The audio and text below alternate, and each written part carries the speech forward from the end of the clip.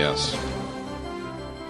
Hoy es viernes 10 de mayo de 2013.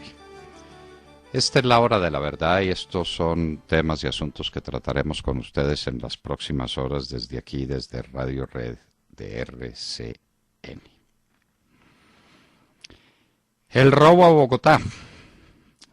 Pero ya sabemos que no es solamente en Bogotá, sino que los tentáculos de la corrupción, de este socialismo del siglo XXI, el socialismo del polo democrático, llegó a todos los rincones del país. Mirando las hazañas de este tal Emilio Tapia y de toda su mafia de contratistas, se siente repugnancia y espanto. Ese es el socialismo del siglo XXI. El saqueo, el robo, la destrucción de los bienes públicos. La narración que hoy nos trae el diario El Tiempo de las hazañas de Emilio Tapia es sencillamente escalofriante. Los Moreno Rojas, el polo democrático, eso es lo que nos deja por herencia. Los drones. Están volando drones por todo el país para localizar a los guerrilleros. Uno se pregunta si los drones no localizan las retroexcavadoras que utilizan las FARC para destruir el país. ¿Cómo es posible que no se haya hecho una campaña de verdad, a fondo, total, por destruir todas esas retroexcavadoras? Están acabando con los ríos de Colombia, están acabando con el futuro de este país. Los drones. En lugar de buscar por allá guerrilleros perdidos en la mitad de la selva, busquen las retroexcavadoras, que es lo que les permite vivir a esos guerrilleros. Este sí es un problema de orden público de alta significación. Utilicen bien los drones. El debate del fiscal y el procurador. Aquí a todo el que se manifiesta en función del derecho real, lo llaman anticuado, lo llaman retardatario, lo llaman reaccionario. El fiscal, como no tiene argumento, resuelve que el procurador está hablando con el derecho de hace 2000 años. No está muy bien dateado el fiscal general de la Nación sobre el derecho de hace 2000 años, sobre el derecho romano. Habrá que decírselo. Pero eso no tiene importancia. Lo que tiene importancia es que quien está hablando en función de la modernidad jurídica es el Procurador General de la Nación. Él está hablando de un nuevo derecho, el derecho internacional público que se expresa en tratados que son vigentes en el país y que tienen la función de constituir lo que se llama el bloque de constitucionalidad. Eso es lo moderno. Lo anticuado, lo retrógrado, es la concesión de amnistías y de indultos a los que cometieron delitos atroces. Eso es lo que ya no permite la humanidad. Eso es lo retardatario. Esa es la tesis del fiscal general de la Nación y del presidente Santos y de Sergio Jaramillo. Es buscar el perdón para los peores delincuentes contra el derecho internacional humanitario que ha conocido el mundo. El presidente Santos vuelve a castigar a quienes considera enemigos de la paz y les dice que es que ellos se parecen a esos emperadores antiguos que hacían continuamente la guerra, y entonces resolvió citar a Calígula. No tuvo fortuna el presidente Santos con esa cita. De los emperadores romanos menos guerreros, porque era el más cobarde de todos, fue precisamente Calígula. Se fue para una campaña y cuando vio llegar a los enemigos se hizo transportar encima de los hombros de sus guerreros, de sus legionarios, para salir de un puente y salir corriendo. Es la única campaña que se le recuerde. Calígula fue un gran cobarde y fue la negación del espíritu guerrero que sí tuvieron otros emperadores cuyo nombre no acierta el presidente Santos. Cuando un presidente resuelve hacer una cita histórica, tiene que estar mejor informado en materia de historia. A propósito del presidente Santos, está pidiendo calidad para los celulares. Es como pedir peras al olmo en este momento. las compañías de celulares dicen, si no nos dejan montar antenas, no podemos dar buena calidad. Entonces, ¿por qué incorporan tantos clientelas a un servicio que no pueden prestar eficientemente? ¿Esto cómo es? Es un tema supremamente delicado. Los celulares se caen continuamente si alguien osa moverse. Es un servicio móvil que consiste en que no se puede usar sino en un sitio fijo. Esa es la verdad. Eso es lo que está ocurriendo en Bogotá y en el resto del país también.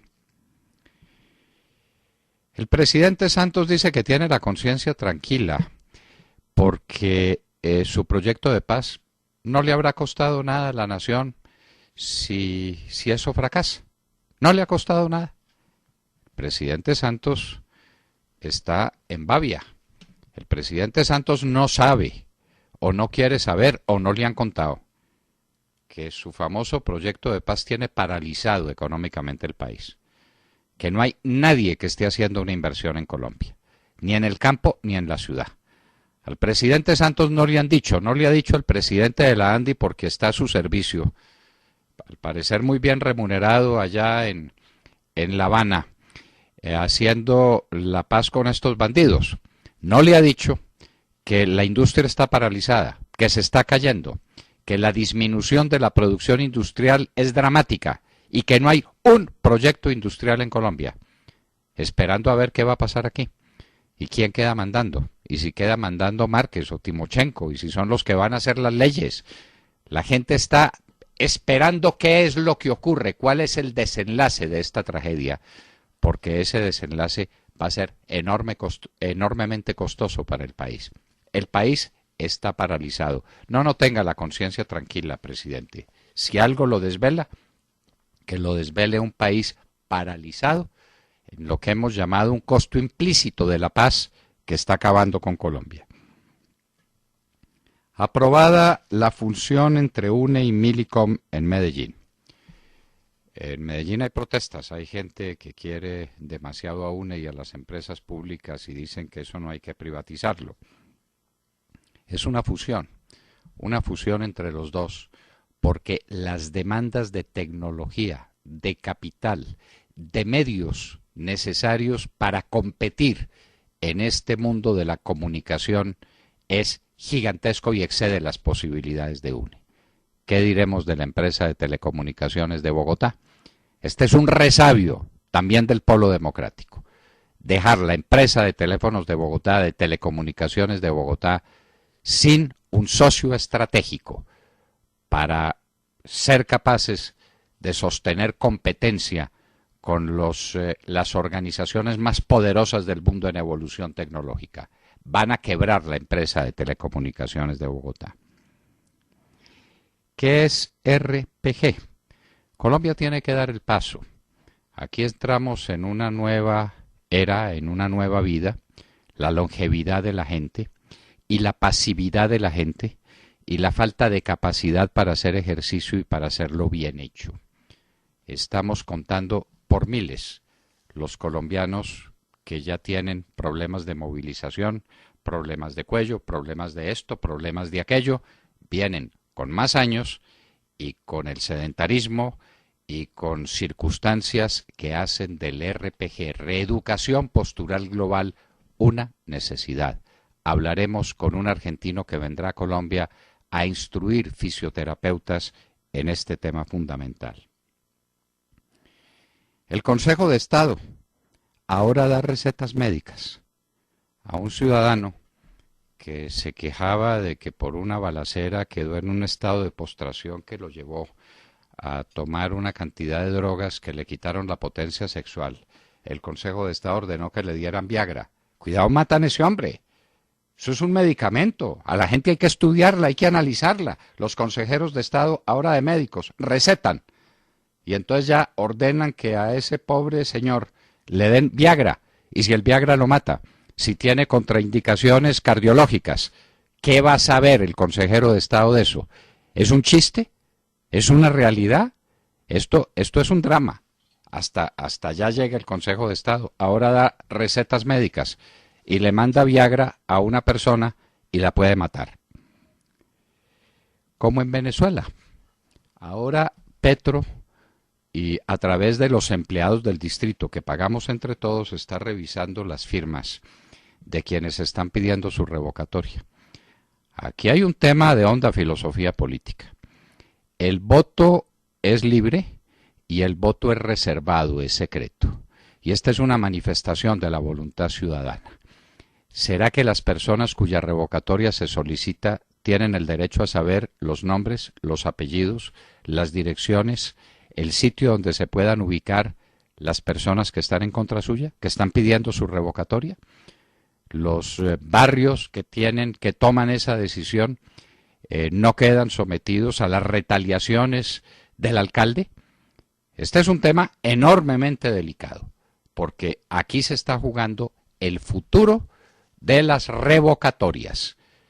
El revocado va a tener a su disposición la lista con direcciones exactas de quienes son sus contradictores políticos. A nosotros no nos importa, porque hemos tomado ese camino de hacer públicas nuestras opiniones. Pediremos una y mil veces la revocatoria del mandato del señor Petro.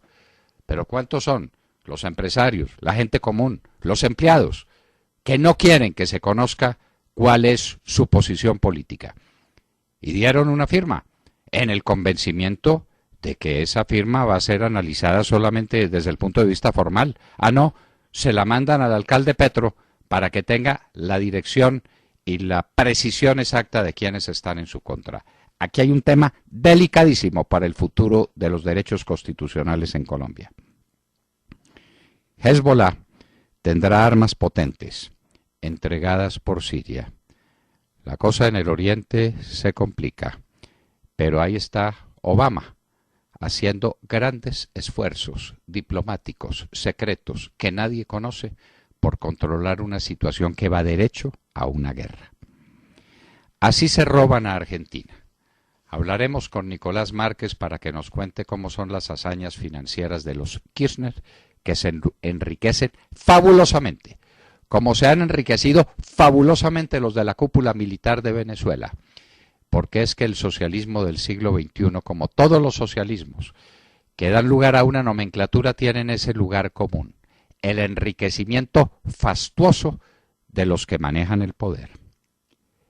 Piden pena de muerte para Ariel Castro. ¿Quién es Ariel Castro? El salvaje que tuvo 3 mujeres secuestradas durante 10 años, encadenadas y sometidas a su voluntad y sometidas a sus caprichos sexuales durante 10 años, sin que la policía lo notara. Un caso que estremece a los Estados Unidos y al mundo. Fue condenado el general uruguayo Dalmau a 28 años de cárcel por delitos cometidos en la dictadura. La dictadura fue el régimen militar que siguió al triunfo militar sobre los tupamaros, los secuestradores, los terroristas, los que destruyeron al Uruguay. ¿Cuál es la situación? Que el general Dalmau va para 28 años de cárcel. Y el jefe de los tupamaros es el presidente del Uruguay. Lo mismo está pasando en la Argentina. Los Kirchner y sus alrededores inmediatos son de los montoneros. ¿Dónde están los generales que los derrotaron? En la cárcel, en cadena perpetua. De manera que el presidente Santos, cuando le dice a los militares que no se preocupen, que si hay extinción de pena o sustitución de pena o amnistía en últimas para las FARC, para ellos también las habrá. No es verdad, señor presidente. El derecho internacional público no lo permite. Y aquí veremos a los guerrilleros en el Congreso y en libertad, y ricos, inmensamente ricos con los poderosos negocios que tienen, y a nuestros militares en la cárcel por el resto de sus vidas. No trate de engañarlos, señor presidente. El engaño no es fuente de poder político legítimo. Secuestrado en Pakistán el hijo del ex primer ministro Raza Yusuf Gilani, de tendencia derechista. Irán se sigue armando. Dice tener aviones no tripulados con capacidad de fuego.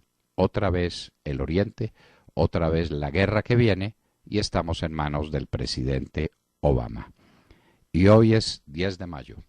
recordaremos el 10 de mayo de 1957, cuando un pueblo desarmado, pero unido, hastiado de una dictadura militar, la única que tuvo Colombia en el siglo XX, derrocó al dictador.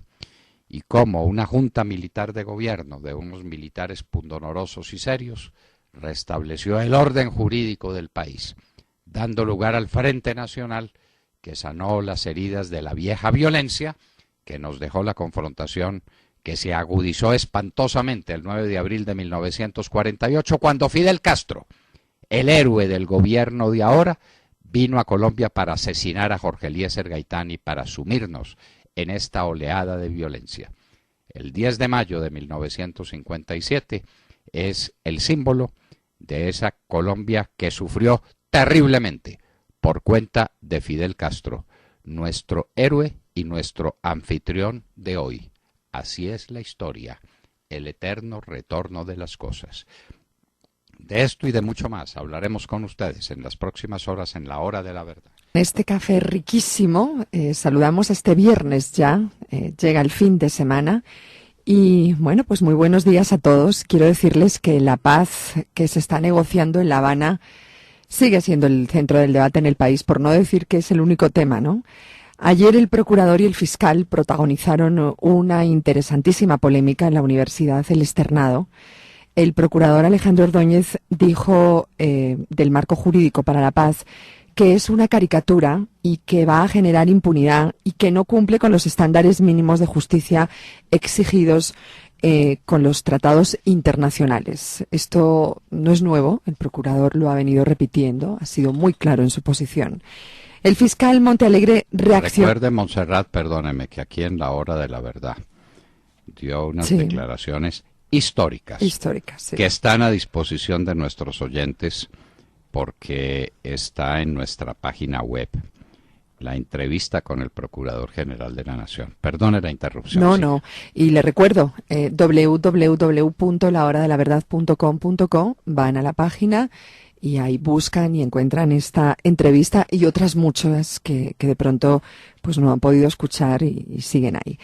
Pues les digo que el fiscal Montealegre reaccionó una vez más descalificando al procurador y dijo que, bueno, lo llamó duro, dijo que es duro en sus concepciones de justicia del siglo XVIII y que incluso él considera que las concepciones de justicia del procurador son de 2000 años atrás. Un debate muy interesante que duró 3 horas y media y arrancó fuertes aplausos.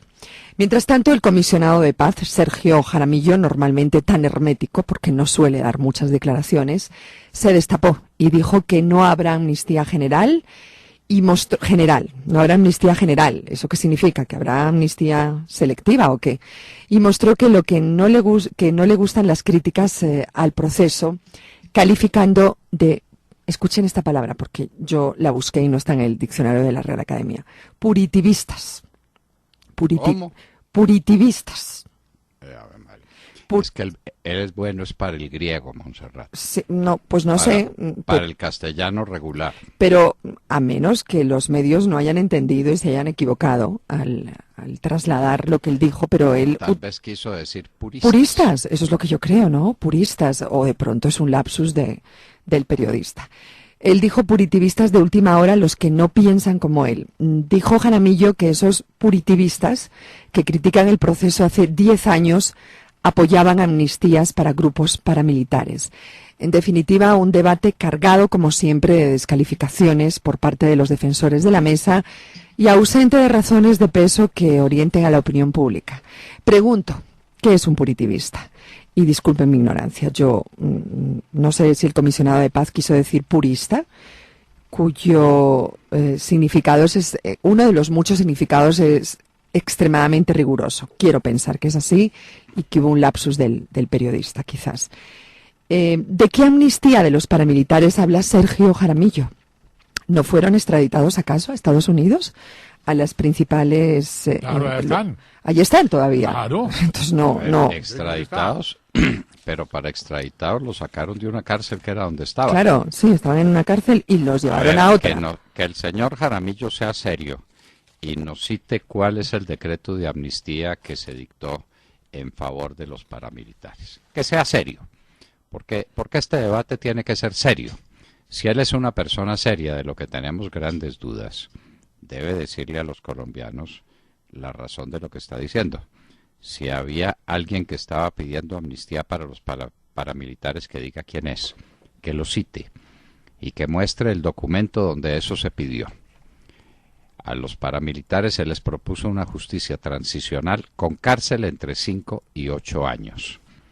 Que si lo mismo hacen con los miembros de las FARC, al mundo internacional le va a parecer eso muy poco. El problema es el narcotráfico otra vez, porque comprobado que esos tales llamados paramilitares eran narcotraficantes y solicitados como tal por los Estados Unidos, allá se enviaron. Y llevan, ¿cuántos años llevan presos en los Estados Unidos? Esos paramilitares, los Mejía Múneras y los Don Diegos y... No, pero la guerrilla también es buscada por narcotráfico. Hay pero incluso claro, órdenes de captura, recompensas. Pero por supuesto, es lo mismo. Claro, son lo mismo, es igualitico. Entre un bandido y otro bandido no hay ninguna diferencia. Tal vez hasta donde yo sé. En el reclutamiento de menores eran mucho o son mucho más crueles por el número de menores reclutados los de las FARC que los paramilitares. Bueno, yo ahí sí, en la medida de la crueldad, como que no quiero entrar porque... Sí. El número. Leas el libro Aprenderás a no llorar de Human Rights Watch. No es propiamente el libro de un amigo nuestro, que se llama Aprenderás a no llorar.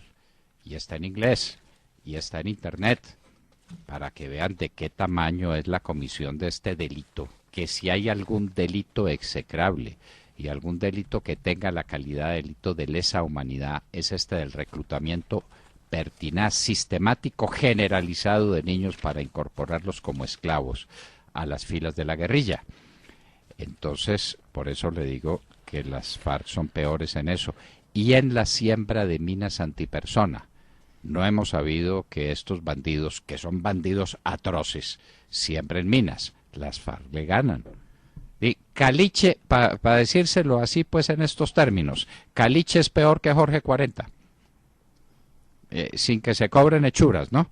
Pero ese es el tono moral de la gente para la que están pidiendo, no solamente, Montserrat, no se le olvide, están pidiendo amnistía total, sino que están pidiendo curules en el Congreso y en una Asamblea Nacional Constituyente. Sí, es francamente increíble. Sí. Esa osadía tampoco la tuvieron los paramilitares, ni eso se mencionó jamás, ni eso se le habría ocurrido a nadie. Eso se le ocurre al señor Sergio Jaramillo, allá en sus conversaciones secretas con esos bandidos. Oiga, y les quiero comentar también en la noticia que aparece en el Tiempo, en el debate entre el fiscal y el procurador. Yo creo que a veces el Tiempo debería disimular un poquito más sus evidentes posiciones. Cuando hablan del procurador, dicen que el procurador estaba rodeado en el escenario por al menos 10 escoltas, otros tantos repartidos en el auditorio y en las afueras de la universidad. Pregunto, ¿el fiscal no tiene escoltas? Claro.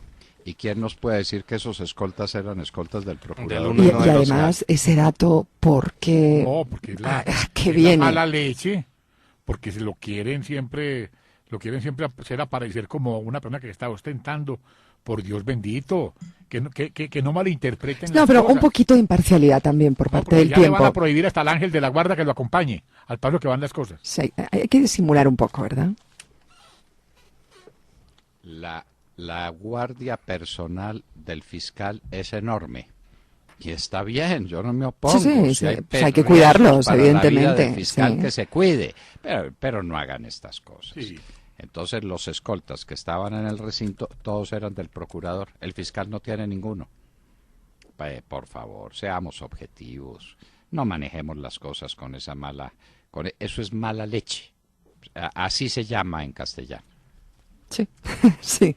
O mala fe, para que hablemos claro. Sí, para que no. Mala fe. Mala leche. Para que no ofendamos, sí. Bueno, Que no ¿qué hay más? derecho.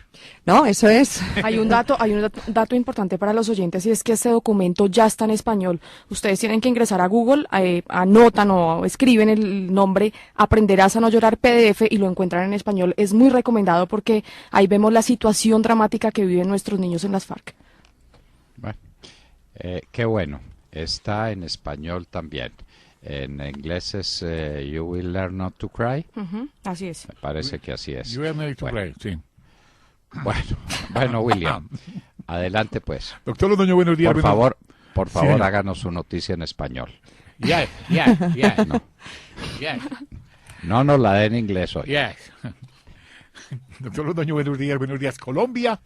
Gracias por invitarnos a sus hogares y a sus vehículos. Son las 6:29 minutos 15 segundos de hoy, viernes, mayo 10 del año 13.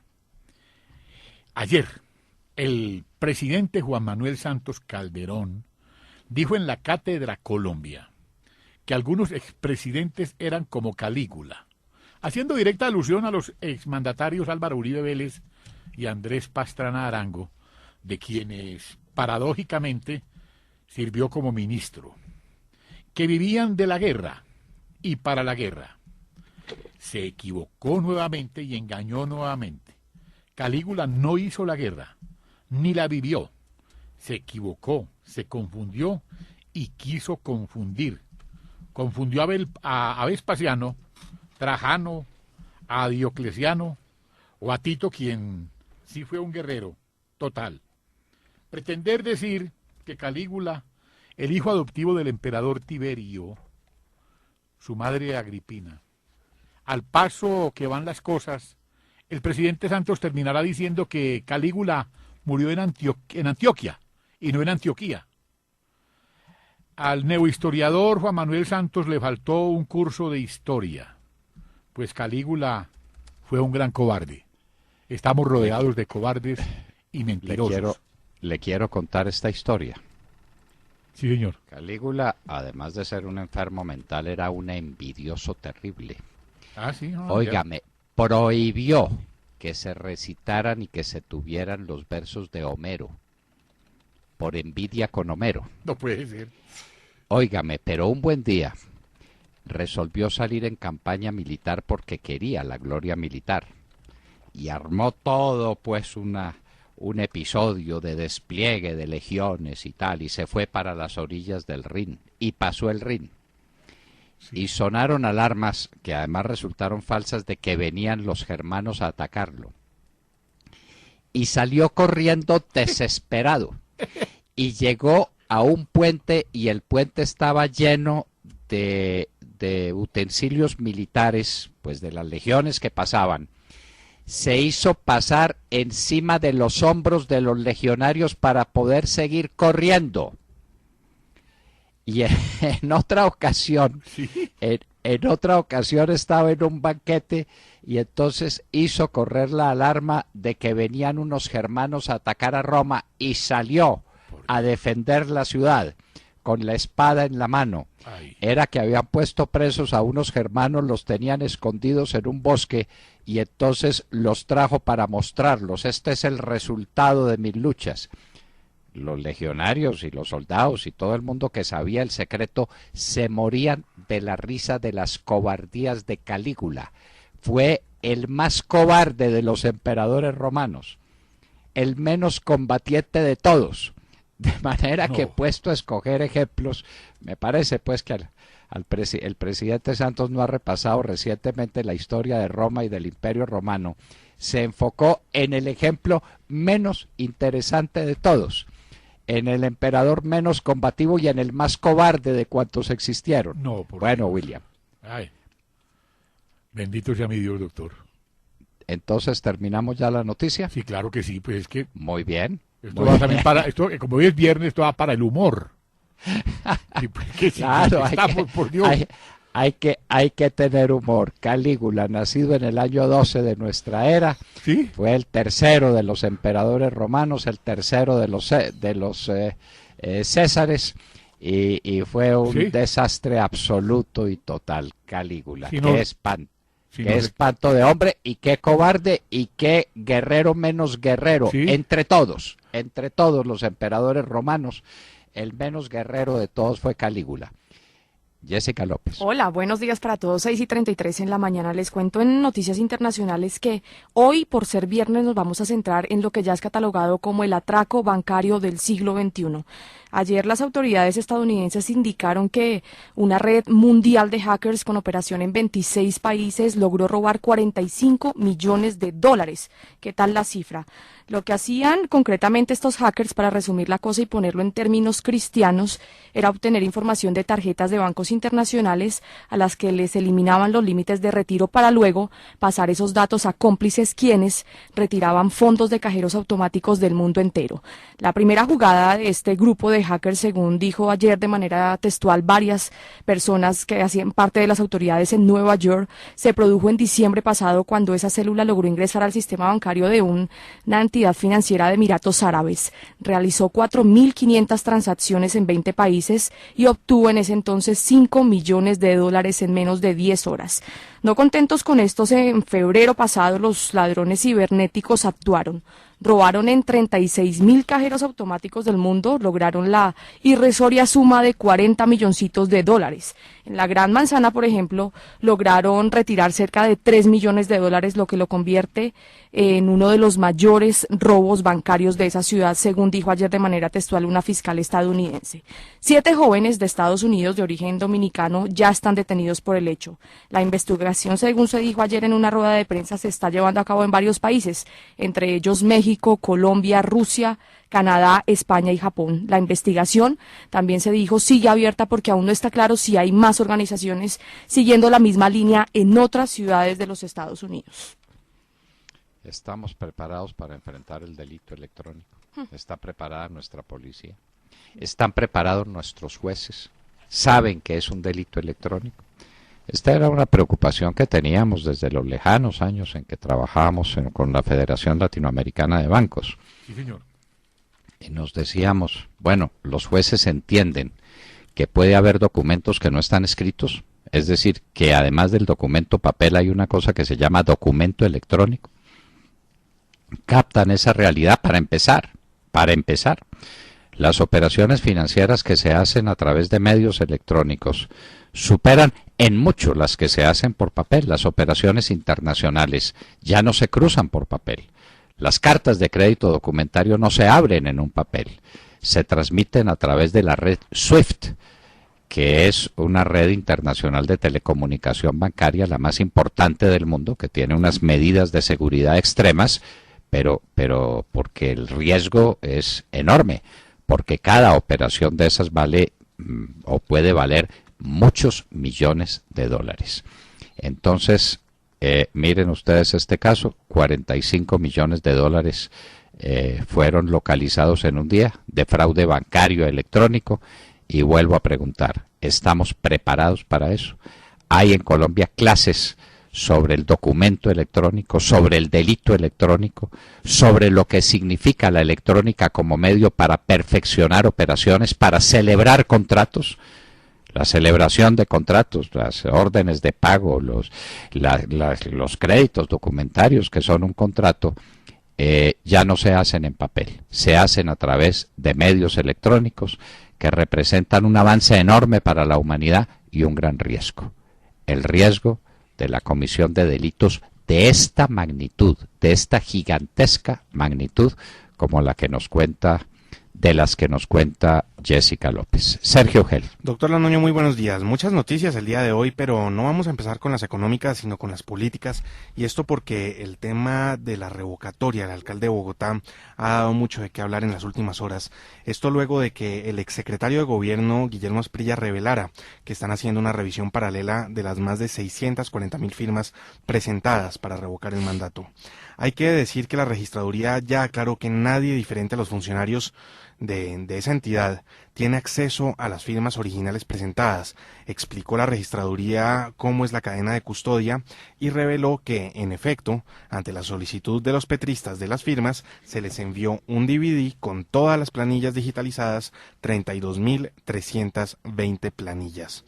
Al paso de esto salió también el nuevo secretario de Gobierno de Bogotá, Guillermo Alfonso Jaramillo, a decir que el 80% de las firmas revisadas por el distrito no cumplen con los requisitos. Esto levantó la polémica y no por la cifra que da el funcionario público, sino por el hecho de que quedó en evidencia, por las mismas declaraciones de Jaramillo, que funcionarios públicos del distrito están adelantando la revisión paralela. La pregunta que queda es, ¿dónde aparece esa tarea en las funciones de un funcionario público en Bogotá? Pues bien, lo cierto en el tema de la revocatoria es que el oficialismo distrital ya tiene copia de todas las planillas digitalizadas y con ello tiene la información de quienes firmaron la revocatoria, con direcciones y con números de cédulas. Situación muy similar a la que ocurrió en Venezuela en 2004, cuando quienes firmaron el referendo revocatorio contra Chávez entraron en una lista negra, la denominada lista Tascón, y fueron despedidos de los cargos públicos, y a los demás se les impidió acceder a cargos públicos y tuvieron problemas hasta para acceder a créditos oficiales y hasta para sacar pasaporte. Pues bien, esa situación del 2004 en Venezuela no es muy distante de lo que puede pasar ahora que se han hecho públicas las listas de quienes firmamos la revocatoria. Un tema gravísimo y del que pues seguiremos muy pendientes aquí en la hora de la verdad. Finalmente, doctor Londoño, le dejo en punta un tema que llega en las noticias económicas. El nivel de informalidad en Colombia está en 49,8%, según lo reveló ayer el DANE. Le dejo el dato y lo invito a que más adelante revisemos un poco más a fondo qué significa este nivel de informalidad en nuestro país. Con estas noticias estamos saludando la mañana de viernes, doctor Londoño. Muchas gracias, Sergio, y en un minuto precisamente estaremos con Miguel Gómez Martínez. A nosotros nos parece lo más escandaloso de todo el gobierno del señor Petro es esto, porque este es un atentado a la democracia, este es un atentado a la libre expresión de la gente, que mucha se puede expresar públicamente y afrontar las consecuencias de sus expresiones.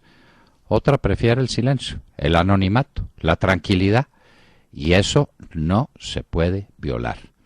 Y resulta que el registrador manda la lista de todas las personas que han firmado la revocatoria del mandato, poniéndolas en evidencia entre quienes ejercen el poder en la ciudad. Entonces, eso da lugar a muchas preguntas, las que le haremos en un minuto a Miguel Gómez Martínez, representante a la Cámara por Bogotá. Y recuerden que estamos saludando la mañana con una deliciosa taza de café de Baco Café Express.